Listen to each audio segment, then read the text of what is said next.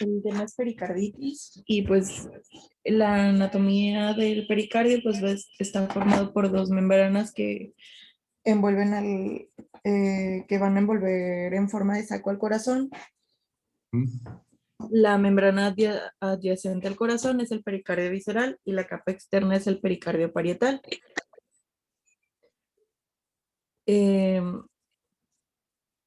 Bueno, el pericardio parietal es una membrana fibrosa que va a estar compuesto por fibras de colágeno que van a estar intercaladas con fibras elásticas y entre ambas capas va a haber un espacio virtual de alrededor de 50 cc que al parecer es un ultrafiltrado de plasma.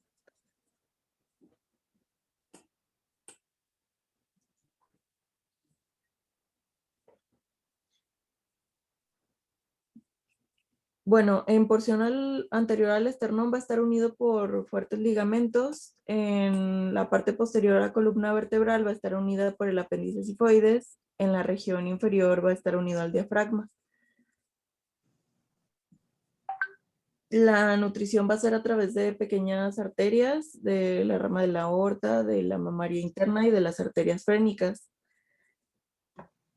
Va a estar inervado por el nervio vago, recurrente laringio izquierdo y el plexo esofágico, y la inervación simpática va a ser del plexo estelar, cardíaco, aórtico, diafragmático y del primer ganglio dorsal. Las fibras que van a ser responsables de la percepción del dolor van a ser transmitidas por el nervio frénico y van a entrar a la columna vertebral por la altura de entre C4 y C5.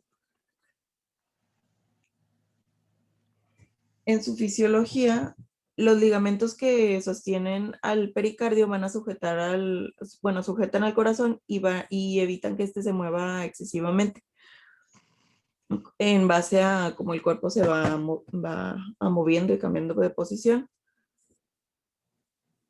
Y el pericardio reduce la fricción entre el corazón y los órganos que lo rodean y da una barrera contra la propagación de infecciones y procesos malignos de los órganos adyacentes. Su papel en la regulación de la circulación causa controversia, pues la ausencia congénita de pericardio no se ha asociado con trastornos importantes de la función cardíaca, pero hay evidencia en humanos que dice que el pericardio tiene un papel importante en la distribución de las fuerzas hidrostáticas del corazón, en la prevención de la dilatación cardíaca aguda y en el acoplamiento de los dos ventrículos durante diástole. Bueno, esto es lo que acabo de decir. La distribución de las fuerzas hidrostáticas del corazón, la presión intrapericárdica normal es igual a 0 o es negativa. Esto es importante porque nos ayuda como que a comprender la influencia que tiene la presión del pericardio sobre la presión de distensión transmural de cavidades cardíacas y el funcionamiento del mecanismo de Frank-Starling con respecto a la regulación del volumen latido. La presión de distensión transmural de cualquier medio va a ser igual a la diferencia entre las presiones intracardíaca y la intrapericárdica, y este va a ser independiente de la fuerza de gravedad.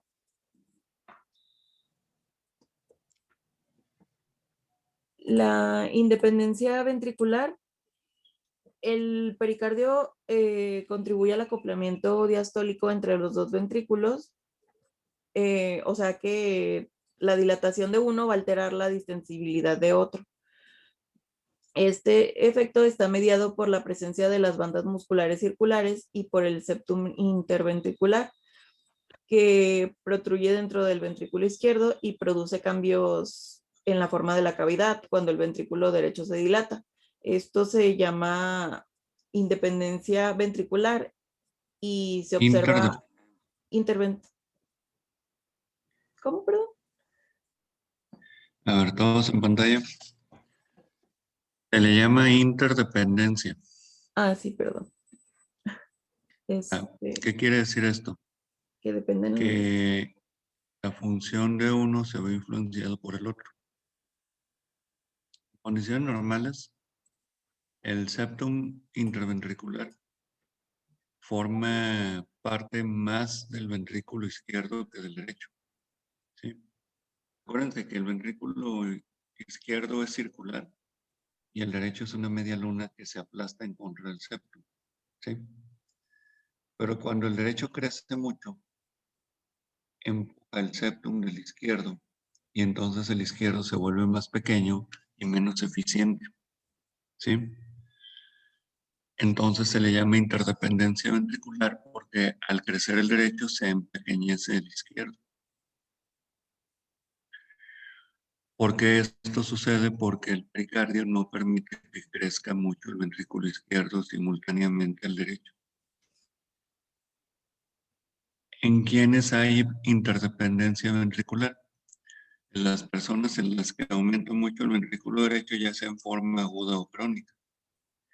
Aguda sería en una tromboembolia pulmonar y crónica sería en un paciente con enfermedad pulmonar obstructiva crónica, EPOC.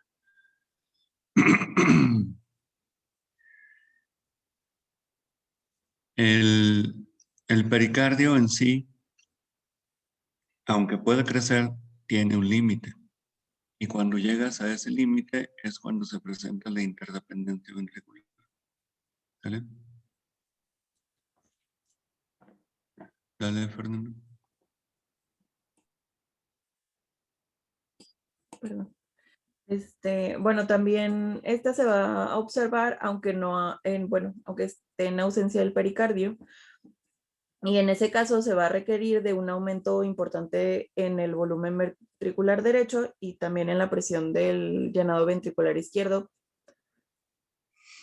El efecto del pericardio sobre la interacción de los dos ventrículos se va a acentuar en la pericarditis constrictiva experimental, cuando la distensibilidad del pericardio vaya a disminuir. Y el efecto del pericardio sobre la interacción ventricular en diástole va a estar presente con presiones de llenado normales, y va a aumentar las presiones de llenado elevadas. También el pericardio se ha relacionado con actividad inmunológica, vasomotora y fibrinolítica. Otras funciones del pericardio son, sus efectos sobre las cavidades cardíacas es que limita la distensión cardíaca a corto plazo, facilita el acoplamiento y la interacción entre cavidades cardíacas, va a mantener la relación presión-volumen y el gasto cardíaco en cavidades cardíacas, mantiene geometría ventricular izquierda. En sus efectos sobre todo el corazón es la lubricación, equilibra las fuerzas gravitacional e hidrostática, tiene un efecto inmunológico, vasomotor y fibrinolítico, como ya les había comentado. En la constricción al llenado ventricular, el impedimento del llenado diastólico que va a producir la constricción cardíaca también se debe a que hay una disminución en la distensibilidad ventricular, pero diferente a la restricción, la reducción de la distensibilidad ventricular no es porque haya cambios en la estructura del músculo cardíaco, sino porque hay un impedimento para la distensión de las cavidades cardíacas que está inducido por la rigidez patológica del pericardio, que sería por engrosamiento o calcificación pericárdica, o por un acúmulo de líquido que podría ser por un derrame, secreción purulenta o sangre, todo esto en el saco pericárdico. Cuando dicho acúmulo es importante respecto a cantidad o aparece rápidamente como en un taponamiento cardíaco, va a impedir el llenado cardíaco debido a constricción. Desde el punto ¿Sí de le vista... entienden a esto? ¿Lo puede explicar? O sea, tú tienes 50 mililitros de líquido pericárdico que te ayudan a lubricar y a que el funcionamiento del corazón sea mejor y más sencillo. ¿Sale? Pero cuando aumentas la cantidad de líquido muy rápidamente, no permites el saco del pericardio crezca.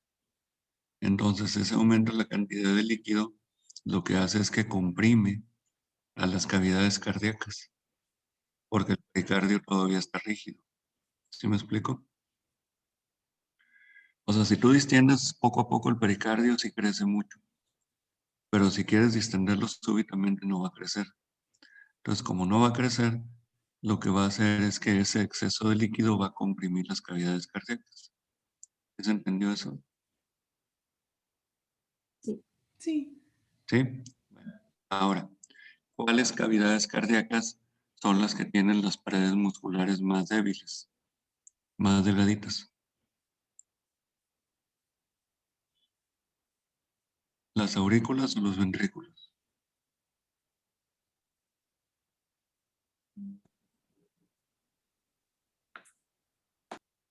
Las aurículas. Las aurículas. Luego, de los dos ventrículos, ¿cuál es el que tiene la pared más delgada? ¿El derecho o el izquierdo? El derecho. El derecho. Entonces, cuando ustedes ven un tamponade por exceso de líquido en el pericardio, ¿cuáles cavidades son las que van a estar comprimidas? La aurícula y el ventrículo derecho. ¿Sí me explico? Si están comprimidas la aurícula y el ventrículo derecho, entonces, ¿qué va a pasar con el llenado ventricular? Va a ser disminuido, ¿no? Y si no regresa sangre al ventrículo derecho, pues no pasa sangre al ventrículo izquierdo. Entonces, ¿qué va a pasar con la presión arterial? Y el gasto cardíaco va a disminuir. ¿Sí, sí quedó clara la idea? Sí. Entonces, un tamponamiento cardíaco, el paciente puede morir porque disminuye el gasto cardíaco de manera muy importante. Entonces, ¿qué debemos de hacer con un taponamiento cardíaco? Drenar el contenido de líquido lo más rápido posible de la cavidad pericárdica. ¿Sí quedó la idea? Sí, doctor. Pero sí se entiende por qué se comprime, ¿verdad? Ujú. Bueno, cuando tienes un taponamiento cardíaco, a veces 250 mililitros es suficiente para tamponarte el corazón. Pero en ocasiones tienes un derrame pericárdico de hasta 2000 mililitros. ¿Cómo es eso posible? ¿Por qué no se generó tamponade? Porque el derrame pericárdico fue creciendo muy, muy lentamente, de tal manera que hizo que el pericardio se distendiera. ¿Quiénes son las personas que tienen derrame pericárdico muy abundante? Los pacientes con insuficiencia renal. ¿De acuerdo? Sí, sí va quedando la idea clara. Sí. ¿La distiendes el pericardio súbitamente? No se puede. Entonces, con el líquido que hay de más, ¿qué haces? Comprimes las cavidades derechas del corazón. Distiendes al pericardio muy lentamente y acumulas exceso de líquido, eso sí se puede. Y puedes llegar a acumular hasta 2000 mililitros. ¿Sí quedó la idea clara? Sí. Bueno, dale pues. Bueno, desde un punto de vista etiológico, el tamponamiento cardíaco se puede deber a la inflamación del pericardio como pericarditis aguda, a sangrado dentro del saco pericárdico por uso de anticoagulantes, al sangrado de metástasis o tumores primarios en pericardios, a rupturas como en las que pasan en una pared ventricular a consecuencia de un infarto del miocardio transmural con expansión, a la ruptura de un aneurisma aórtico o a alguna causada por un traumatismo, ya sea por accidente automovilístico o heridas por arma de fuego o arma blanca o por el acúmulo de secreción purulenta, también por pericarditis infecciosa o amibiana. Muy bien. ¿Saben por qué está la bolsa de aire en los coches? En el lado del conductor. Mm, Mucha gente piensa que porque se pega en en la cabeza, Es para que no con se el- pegue con el volante, ¿no? pero no te pegas en la cabeza con el volante. La cabeza pega en el parabrisas. ¿Sí? Lo que te pegas en el volante es en el tórax. ¿Sí? ¿Sí queda claro? sí. Digo, necesitas estar sumamente chaparrito para pegarte con la cabeza en el volante. ¿Sí? ¿Sí me explico?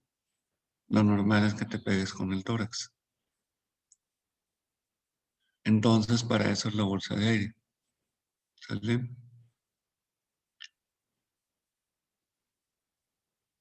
Sí. Actividad de riesgo para traumatismo torácico directo.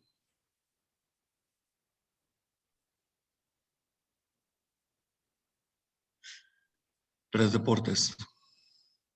¿Sí? ¿Cuáles son? ¿A quién le gustan los deportes?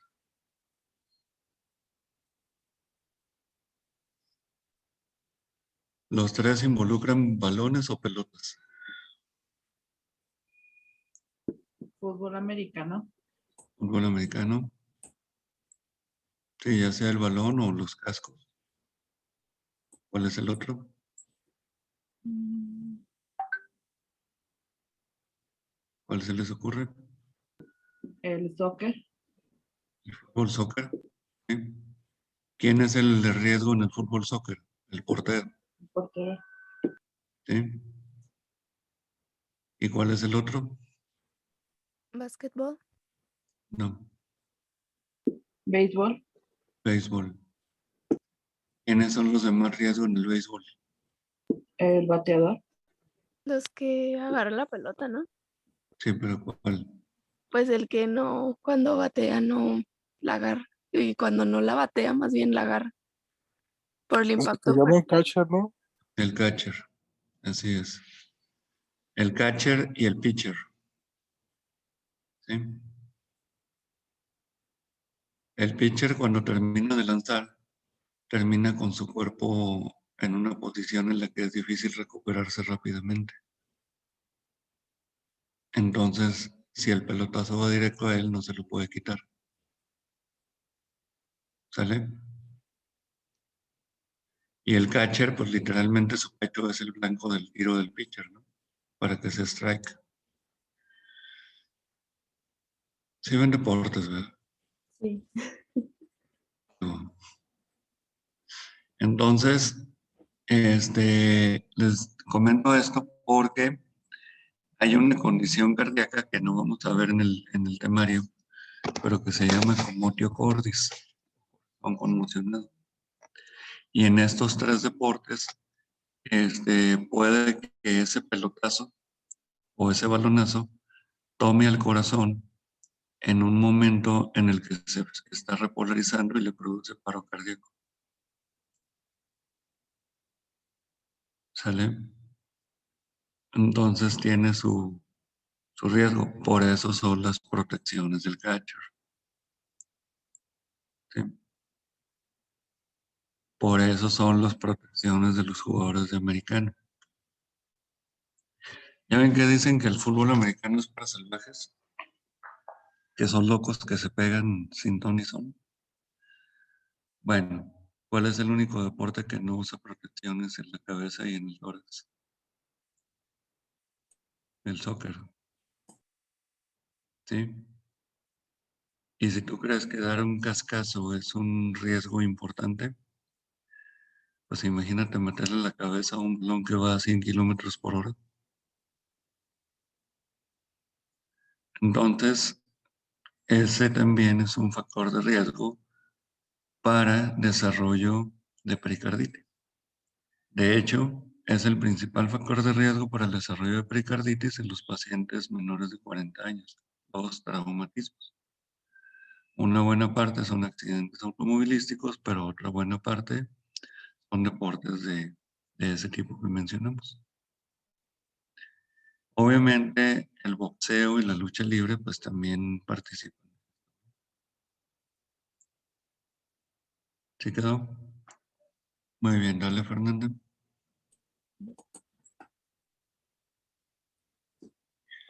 Bueno, La pericarditis constrictiva es el resultado de la cicatrización, de fibrosis y a veces puede ser de la calcificación del pericardio con la fusión de sus hojas visceral y parietal. Esto como consecuencia de procesos inflamatorios que pueden ser infecciosos o producidos por algún agente externo, como la radiación.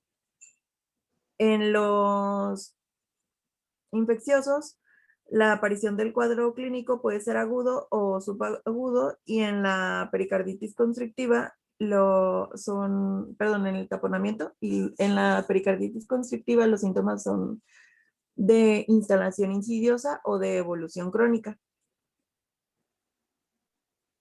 En la fisiología de la constricción, usualmente la función sistólica es normal y la relajación ventricular también. Cuando se combinan la normalidad de la velocidad de relajación ventricular y la elevación de la presión auricular, esto se entiende como como que el llenado protodiastólico, perdón, es muy rápido, por lo que se encuentra también rápido con la limitación del llenado ventricular que está impuesto por la rigidez pericárdica. Y esto va a provocar la elevación exagerada de la presión intraventricular en diástole, y eso va a explicar la morfología D-plateau o raíz cuadrada de la curva de presión sistólica en ambos ventrículos. La constricción cardíaca va a condicionar que el nivel de presión diastólica vaya a ser igual o casi igual en ambas cavidades auriculares, ventriculares y también en la arteria pulmonar. La diferencia fundamental entre la restricción y la constricción desde un punto de vista fisiopatológico va a ser que en la constricción ambos ventrículos van a estar separados por una pared anatómica y funcionalmente sana, que va a ser el septum interventricular, algo que en la restricción no va a pasar. En la ¿Qué le pericarditis, entendiste eso? ¿cómo?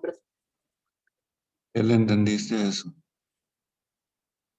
Que en la constricción sí van a estar separados los ventrículos con una pared que esté sana, pero en la restricción no va a haber una pared, porque la pared va a estar como que involucrada en la misma enfermedad.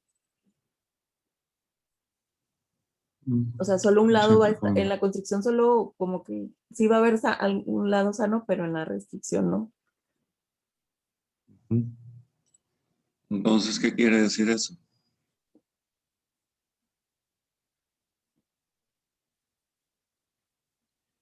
Quiere Mm, decir que si tienes un corazón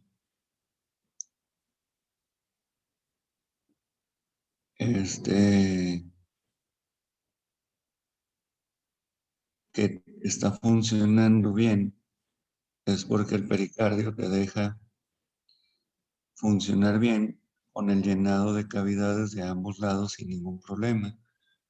Y como se llena bien, se contrae bien, ¿de acuerdo? O sea, funciona todo bien. Pero cuando tienes una constricción de un lado, ¿cuál es el que se va a comprimir más fácilmente? Quedamos el derecho. sí. Entonces vas a tener un mal llenado ventricular derecho, ¿de acuerdo? Pero cuando tenemos una restricción, ¿cuál es la cavidad que está con dificultad para llenado? Las 4 cavidades. ¿Sí quedó? Sí. Entonces, esa fisiología constrictiva y restrictiva se te puede dar por un pericardio muy rígido. ¿De qué puede ser secundario eso? De una inflamación crónica o de un involucro del pericardio en procesos tumorales. Ahora vamos a pensar, todos en pantalla.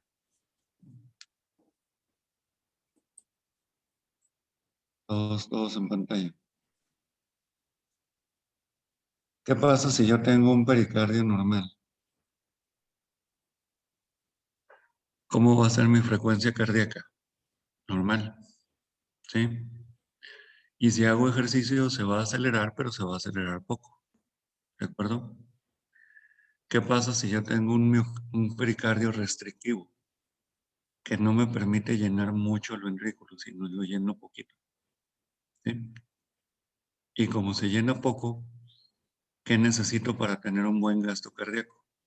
Llenar más rápido. Contraerse más rápido. Si yo quiero un gasto cardíaco cercano a los 5,000 mililitros por minuto y yo expulso 70 mililitros por latido, ¿cuántos latidos necesito? 70, ¿no? 7 por 7, 49. O sea, 4,900 mililitros con 70 latidos por minuto. ¿Sí quedó claro? Sí. Bueno,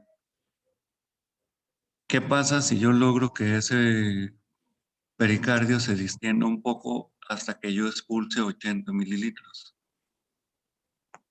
¿Sí?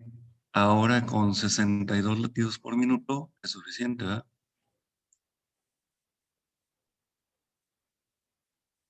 62 por 80, ¿cuánto es?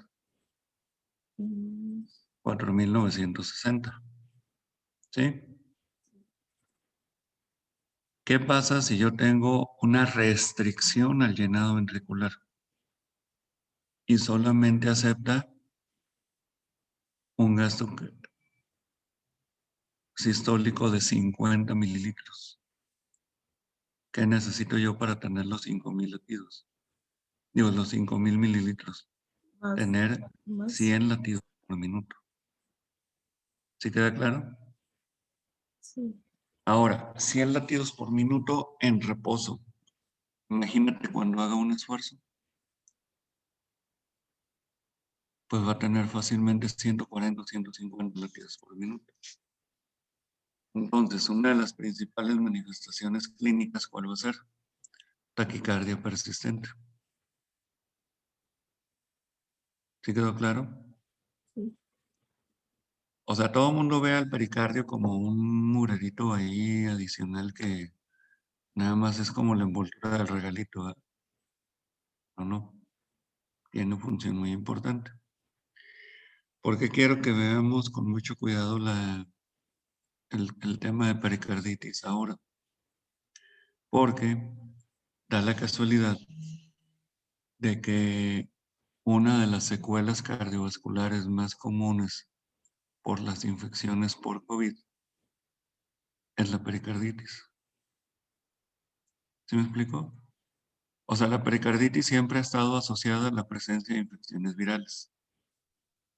Pero ahora hay una infección viral que es muy prevalente, que es el COVID.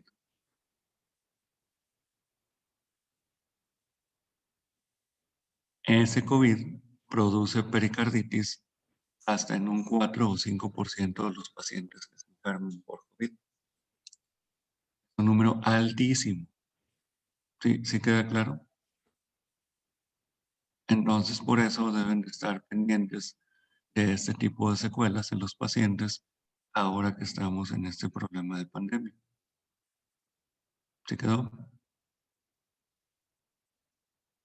Sí. Según yo ya había habido 4 COVID aquí en el grupo, ¿no? ¿O ha habido más?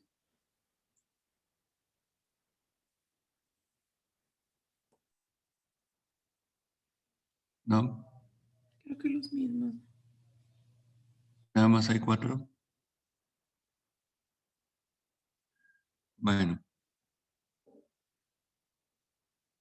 si todos ustedes se enfermaran de COVID, que ojalá no suceda, ¿sí? Uno de ustedes iba a tener pericarditis.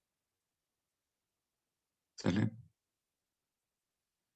Digo, no es por asustarlos, ¿no? No más porque se cuiden. Ok, dale. Pero sí quedó claro cuál es la diferencia entre uno y otro.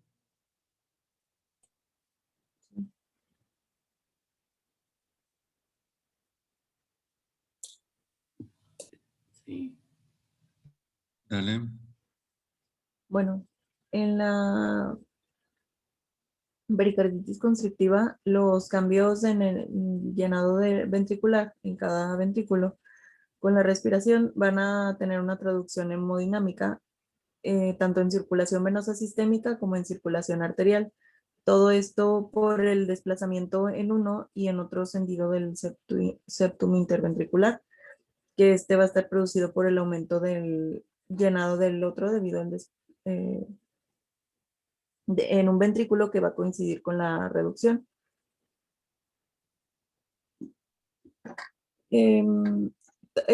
Bueno, esto se va a llamar interdependencia ventricular y pues la inspiración va a aumentar bueno, en efecto con la inspiración va a aumentar el llenado de la aurícula y el ventrículo derechos y se va a desplazar el septum interventricular hacia la izquierda.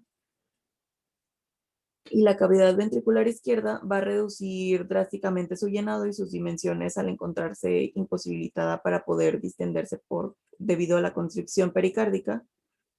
El gasto pulmonar va a aumentar y el gasto sistémico va a disminuir. Con la expiración va a pasar lo contrario. Al reducirse el llenado del ventrículo derecho y aumentar el del ventrículo izquierdo, también se va a reflejar en la circulación sistémica al aumentar el gasto aórtico. En la Ok. pericarditis aguda. ¿Quieres ¿Me le regreso? dejamos aquí? Ok. No. Te digo, si quieres aquí le dejamos. Sí. Nada más fíjense por qué la inspiración y la expiración tienen efecto sobre las cavidades cardíacas. ¿Se acuerdan que con la inspiración y expiración cambia la presión intratorácica? Sí. Pero están de acuerdo que el corazón late mucho más rápido que la frecuencia cardíaca, ¿no? O sea, normalmente tenemos 4 o 5 latidos por cada ciclo respiratorio. Y eso hace que en condiciones normales no sea muy influido el corazón por el ciclo respiratorio. Sí influye, pero no de manera importante. ¿Cuándo va a influir de manera importante? Cuando tienes un proceso de rigidez en el pericardio, como es la restrictiva. ¿Sí quedó? Sí. Entonces, restricción, ¿qué quiere decir? Una dificultad para un llenado libre del corazón y una imposibilidad para que el corazón crezca. Constrictivo, ¿qué quiere decir? Que están comprimiendo las cavidades del corazón. ¿Sí, sí queda clara la idea? ¿Puede haber fisiología restrictiva y constrictiva al mismo tiempo? Sí. ¿Sale? Pero generalmente predomina una sobre la otra. ¿Sí quedamos? Ya en la tarde continuamos con pericarditis aguda. ¿Cuántas diapositivas dices que son, Fernanda? Como 90 y muchas. 90. Sí. Ya la aumentaste, me habían dicho que eran 60. No, había dicho que eran muchas. Bueno, eran más de 60.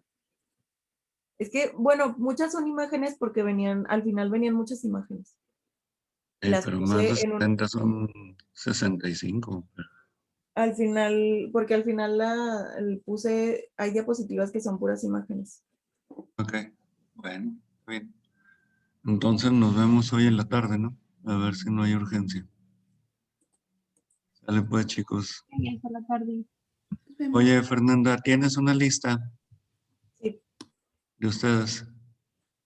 sí, en documento. Sí, puedes imprimirla y hacer una lista de ustedes Sí, del segundo parcial. sí, Y cuando esté llena me la mandas por foto. sí. ¿Sale? Obviamente todos son niños buenos y si vienen a clases. ¿Ok? Sí, sí. Nos vemos, se cuidan. Igual, hasta la tarde.